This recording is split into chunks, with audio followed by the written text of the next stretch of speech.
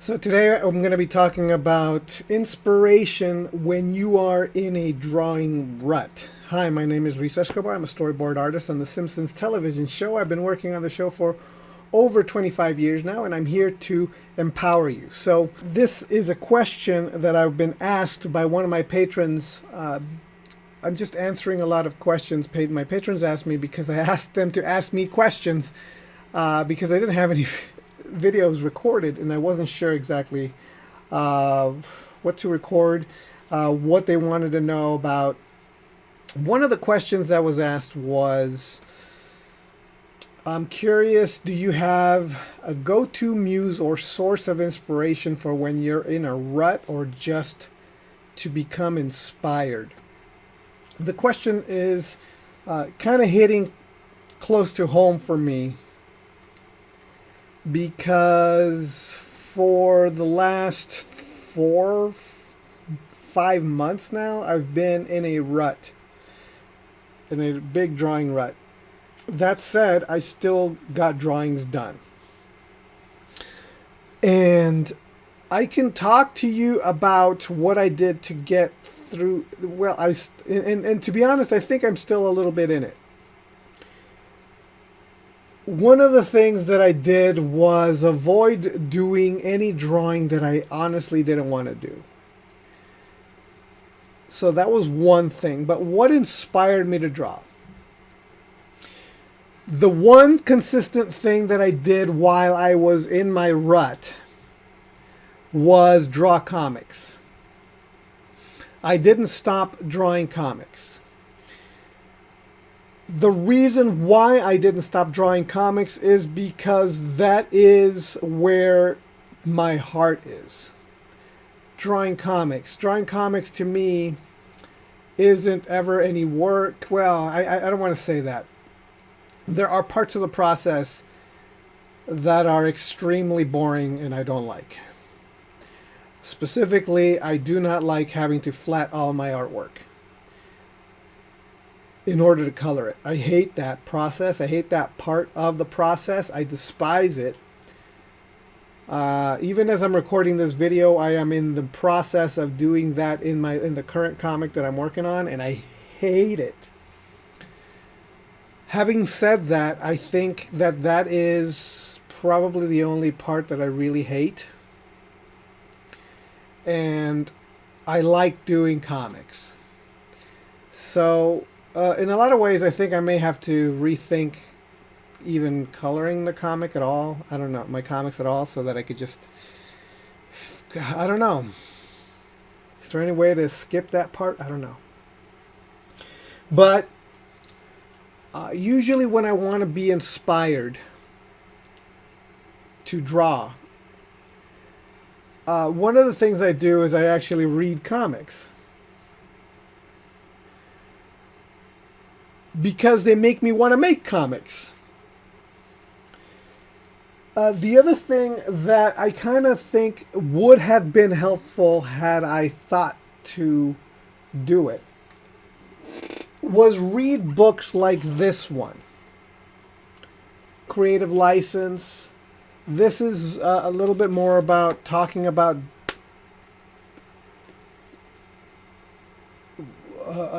life and how to put drawings down while you're just living life and scribbling and doodling and giving yourself permission just to draw whatever. And I think that had I picked that book up and read it, I think it would have helped much more while I was in the deepest part of my rut. One of the things that is actually helping me get out of my rut, which is surprising and unexpected, was adding even more responsibility to my drawing. So, but let me get back to doing the comics, and one of the reasons why I think the comic thing survived my rut, while a lot of my sketching and other drawings and studying didn't. And that is because the way that I had set up the comic, I had outlined it, done the work to outline it and break down the story in a compelling, controlled way, so that I knew the beginning, the middle, and the end.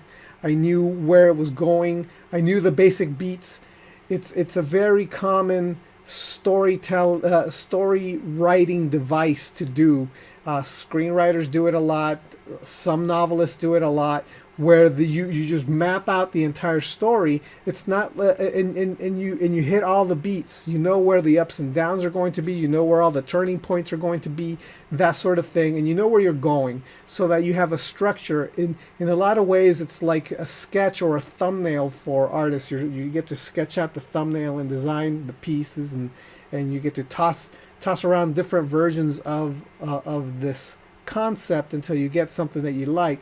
Well, a story outline is like that. You get to, in a micro, in an easy packaged way, you work out the story. You're able to throw away things and plug new things in until it's all kind of working and flowing the way you want. Before you do any of the heavy stuff, like putting in description and dialogue and really making it all work, you already have like a good skeleton and a good structural foundation to your story.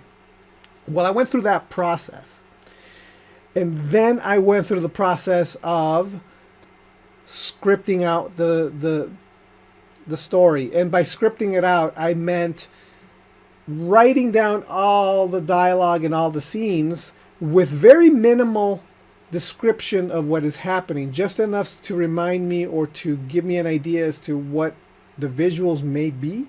They're not absolute. But they're just indications of what I might do visually, and what may be going on, and just to clarify some of the bits that with gags.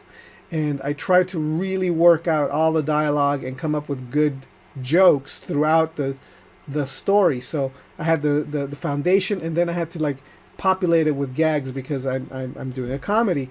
And it's very difficult, extremely difficult, to come up with jokes while still moving the narrative forward. So that's what I did, and that took all that process took me months and months. It was really, really painstaking. But here's the thing: once I finally got through that process, I had what I needed to draw. It was almost like a checklist of what I need to draw. And so whenever when I got in my rut, when I got into my drawing rut, there was no what should I draw moment. It was already there. I did all the work already. It was basically draw this. And then I just looked at it, I broke it down, and then I just went through the process of creating what I had already written out, what I had already scripted, what the story that I already had. It's all worked out. Like the most difficult part sometimes, especially when you're a rut, is what should I draw?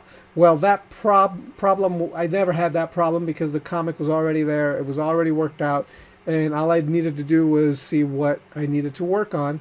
And then once I got the ball rolling, you just go through the process. Whether I felt like it or not, whether I felt like doing it or not, I gave myself a time of day.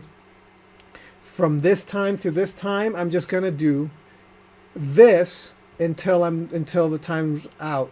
And so I did that, and then I just kept working and working and working, and I got through a few comics that way. I got through working through that part of the process. I got work done. I got drawings done. But that didn't stop me from but that didn't help the sketching part. That didn't help the studying part.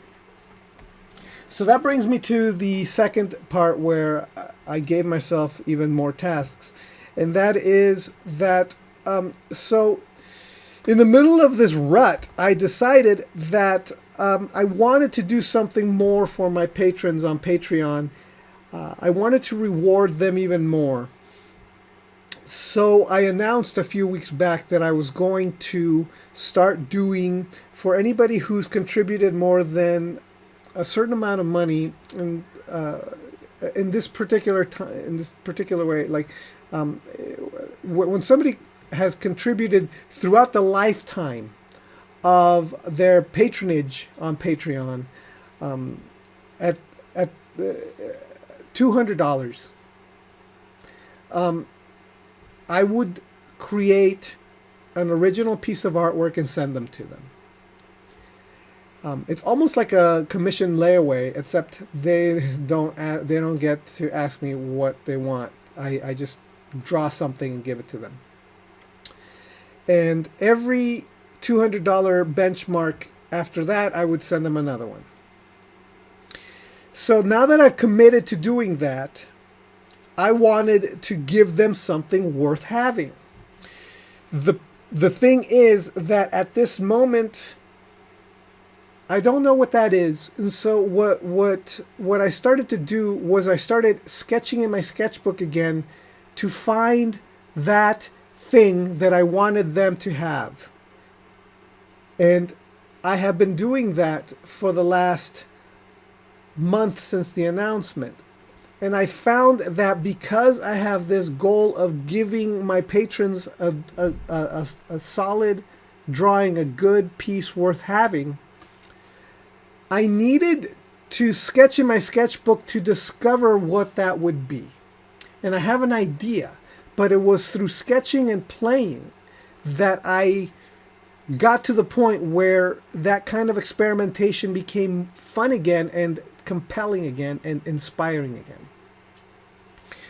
Okay, so part of the question also was, do you have artists that inspire you to draw? Do you have artists that you go to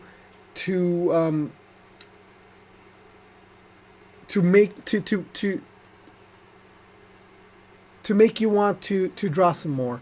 And yes, I do. And so the places that I tend to go to for that kind of a thing is Instagram. I follow only artists that I want to be inspired by. So on occasion, I do follow people that acquaintances, people that I know. But for the most part, my Instagram feed is following people who I admire and I want to be inspired by. And I don't follow just anybody who follows me. And unless I really know you as a person, I won't follow you back. So unless your artwork is just phenomenal. So that's one social media site that I use. I also use Pinterest a ton. I use Pinterest a ton. I have folders and folders and folders full of artwork. So I go to Pinterest, and when I need inspiration and ideas, I go to Pinterest, and I have specific drawing folders and specific with pencil, with ink, painting, stuff like that, where character designs, just whatever specific thing that I need to try to soak up, I go to Pinterest and then I look at that and I try to feed off of it and get ideas. So that's another source of inspiration for me. Another source of inspiration, I check my Deviant Art every single day. I follow artists that I admire and get inspired by, so I go there. I go to ArtStation as well, but not as much. But I should go to ArtStation more. But ArtStation tends to be really, really painter and concept art oriented, and some of that is good, but not as. That's not where I live as much as drawings and that sort of thing. I live in a little bit more of a comic book, superhero, anime, manga world, and not so much as in a concept art world. So ArtStation isn't the thing that I go to them as much. And those are the places that I tend to go to most. Instagram, Pinterest, DeviantArt, and ArtStation are the places that I tend to go to for inspiration, as far as when I'm looking for looks, ideas, that sort of thing. And the rest is compelling goals. Compelling goals, I believe, is a really good motivation. If you don't, you want to get, you want to steal a little bit of the what you get from playing some mobile games. There are some mobile video games that I play. For example, some of the gacha games that I'm playing, like DC Legends or Marvel Strike Force, or there's a Marvel Battle Lines. So those are some of the mobile games on my phone that I tend to play. And and there's something about these mobile games, specifically these gacha games, that is compelling in that they give you daily tasks. So when you log in, there are daily tasks, and you press on the daily task, and it sends you to the thing, and then you do that daily task.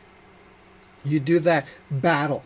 You do that purchase. You do that summon, or whatever it is that you're supposed to do to get the rewards for the daily tasks for the day. Well, when it comes to drawing, you got to give yourself a daily task and a limited amount of time to do it in.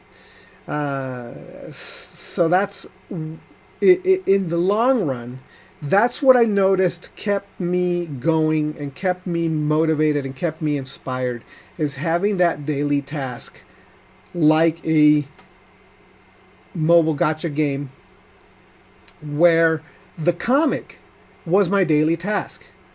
At this time, from this time to this time, I have this daily task to do, and then I check it off. And the daily task is a no-brainer because the script and everything that I needed to do was already done. And now the other daily task is sketching in my sketchbook to come up with a final piece for my patrons. That's my daily task. That's eventually I will level up. When I level up, my thing will be when I finally get a finished piece done and send it out, right?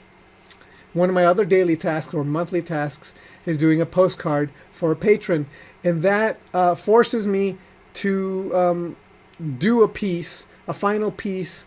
And even when I was completely unmotivated to do it, that was hanging over my head, and I would have to say that I wasn't happy about it. I was very upset that I needed to be forced to do something I didn't want to do. But interestingly enough, once I started doing it, I enjoyed myself.